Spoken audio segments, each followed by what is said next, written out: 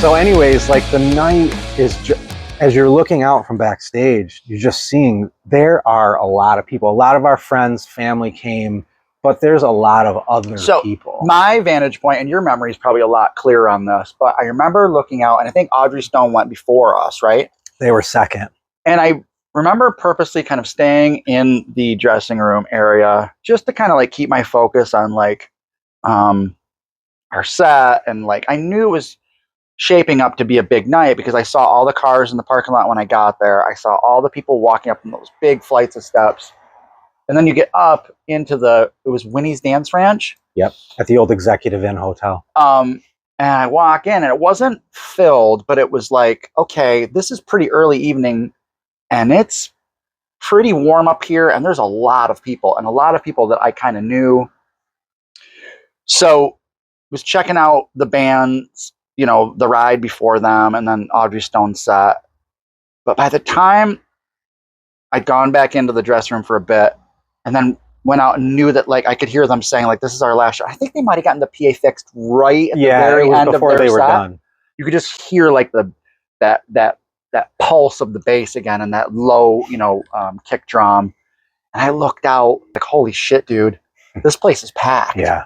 And we went out onto the stage, and your dad was helping you fix your bass. I broke a bass string backstage and was freaking out right before we went on. My dad was there, came back and changed it real quick on the fly, like rescued me, because at that time I was you're nervous because like you're seeing amateurist. I wasn't changing my own strings at that point. No.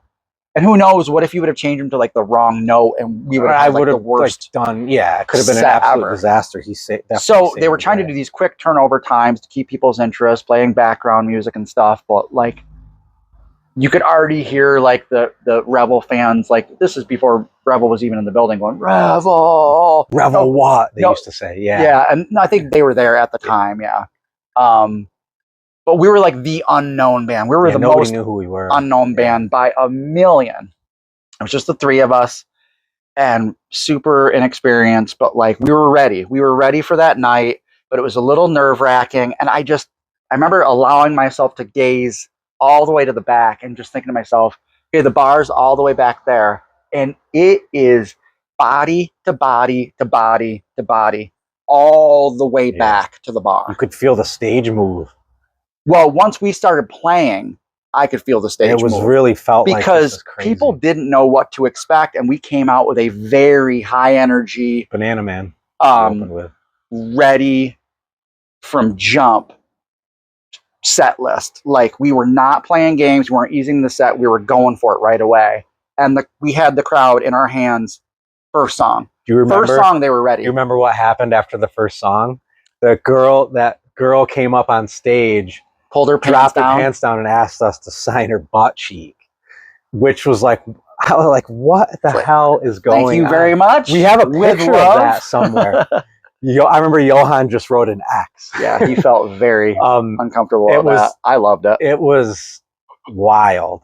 I can still remember some of the people in the front row, just because it took me 3 songs to really get into a zone. Well, your heart rate kind of caught up with... Yeah, where you're like, all right, this is just like, let's just play. Right. We were still doing the instrument switch at that point. So the first 4 songs, you sang and played guitar. Then we switched instruments. I sang and you played bass. It's what we did. And then not long after that, we ended that. But that was one of our things at that point. Once I got up to singing and playing guitar, it's good, because I felt really dialed in and comfortable at that point. And I can still remember we told everybody that this was our last song, even though we had one more song after that. Right, and we said, would you guys mind if we played something brand new? And it literally was brand new. It was like a week old? That was our style back then. We'd write a song in practice, play it like 4 times. Like, we could play it at the next gig. It's called Asleep at the Wheel, and we felt very confident about that song because it just had this real quiet, loud dynamic, and we just felt like this is going to go over really well, and boy, did it ever.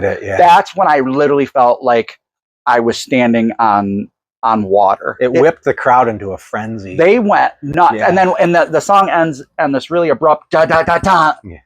And just like it just felt like a windmill of applause, like your hair blew back. And in large part, the reason that we've had staying power, I think, in this area for so long started that night. At that point. Because then people knew who we were. So there was no mystery after that. Like it was just, we had show opportunity after show opportunity, and we were an original band. And that speaks loudly to the way the local music scene anyway has changed in 20 years. But I feel like there could be some sort of momentum shift back to like guitar music in general, but like original music in our local area. I think in general, across, all music culture, there is, rock and roll, the fire behind rock and roll music has been reignited, and there's just a general taste in the population for original rock music. There's great original bands around here that have been around for a while. Bands like Drama Scream and Mob Day, Tom Jolu. I mean, you have bands like Driftwood that are obviously ascended beyond the local area, but you've got this group of young bands.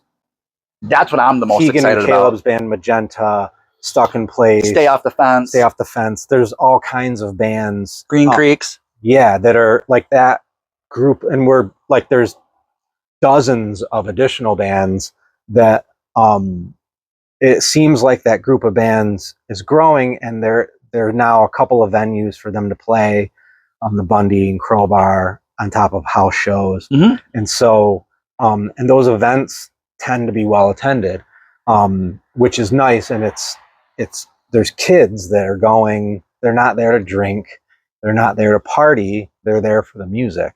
And that's a scene, you know how it goes. Like when a music scene kind of develops, it's cool just to be a part of. It's because it matters. Yeah. And like, let's be honest, as we get older, things like that just end up mattering less. Now, to, lifelong diehards, people like yourself and me, it never stops. But your appetite for it maybe isn't as voracious as it used to be. And like maybe the shows that you play, you're not so heartbroken when the show starts at 7 versus when it starts at 9:30 or 10 like it used to back in the day. Like, I know I'm not, but I get the most joy and satisfaction and excitement seeing young bands, especially, and then young people attending those shows and supporting the young bands, because like it gives me hope that like that's a fire that can keep on burning and can be reignited again. Energy for, in a big way, the art form of creating original music is of both creating it but also consuming it. Seeing that fire is still burning, and seems to be growing again. I mean, everything is cyclical in life, so it would make sense that cycle is coming back around. We're the senior citizens of that. The elder statesmen. Yeah, the elder statesman is a much better phrase. Which is good, because senior citizens. Yeah. We're not that old. No, we're not. No, but we are. We've been around for a while. I mean, veterans. like, yeah, we're the veterans of the scene. Our career is older than most of the kids at these shows. Exactly. But I think about like the people that I've met through the scene, rock not and roll only being in bands. You still like that feeling, like we were talking about earlier, that feeling from the Battle of the Bands that night. You're still chasing You're always, it's not that you're chasing it. You haven't ever reached it again. We've had moments that were special time and time again that felt that great. But it's still something you can smell and touch. Something that you crave. That, it's just a connection between you're putting a group of people together, a group of friends, you're writing your own music, and then you're putting yourself out there, you're performing it in front of people. Basically it's like exposing yourself, saying, this is what we got, what do you think? And then eventually one day you see somebody mouthing words and you're like, oh my God, did they know the words to my song? We got Porch Fest coming up, which is a big event for Danger Dogs. And you can look out at the crowd and see people singing our songs, wearing our T-shirts, and that are actually legitimately excited about our set time for that.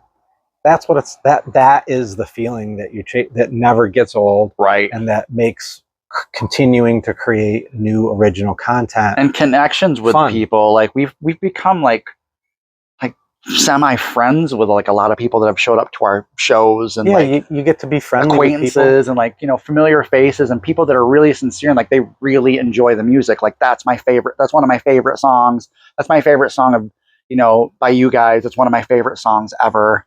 Like just hearing that is kind of it's hard to explain. It's not an ego stroke. It's just like this feeling of gratitude for me. Like I feel like really humbled by that, to be honest. I've been writing songs since I was a little kid.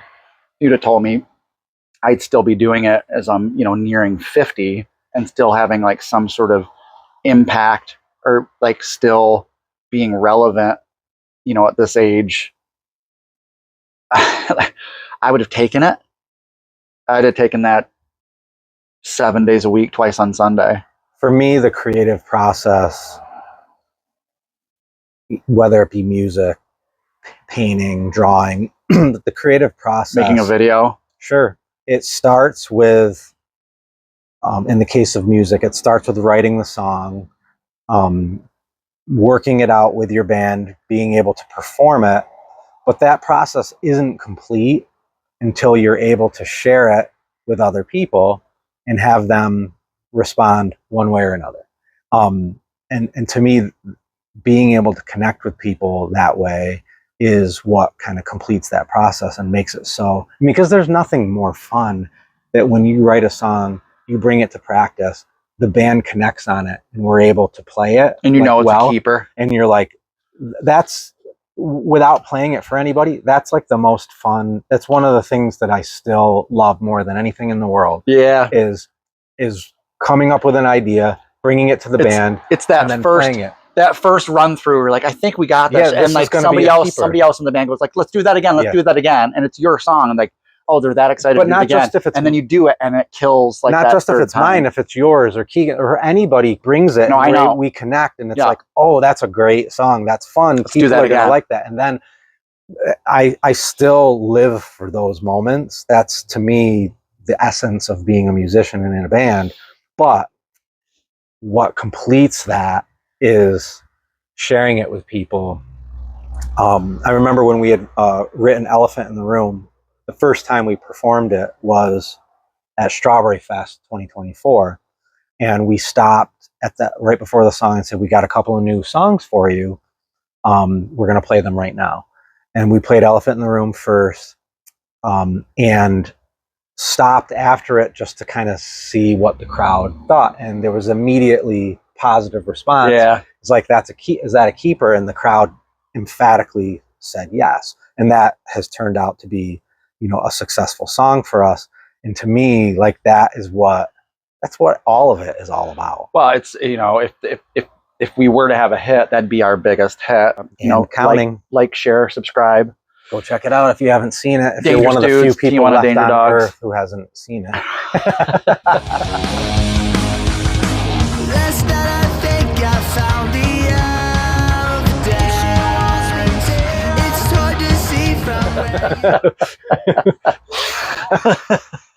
Yeah, we got to keep the lights on somehow. So eventually it's going to be monetized and we're going to make, you know, $20 a month from that. Right. So, but it's only through your, you know, support that we can make that happen. It'll at least pay for the beers for the Dangerous Dudes episodes. Can you help us do that, please? Yeah, this shit's expensive. Yeah.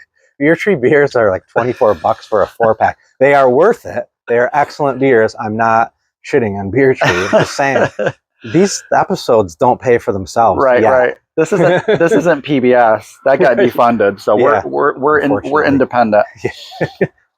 So we need your support. Jesus Christ, making me cough. We need all help we can get. Oh, that was great.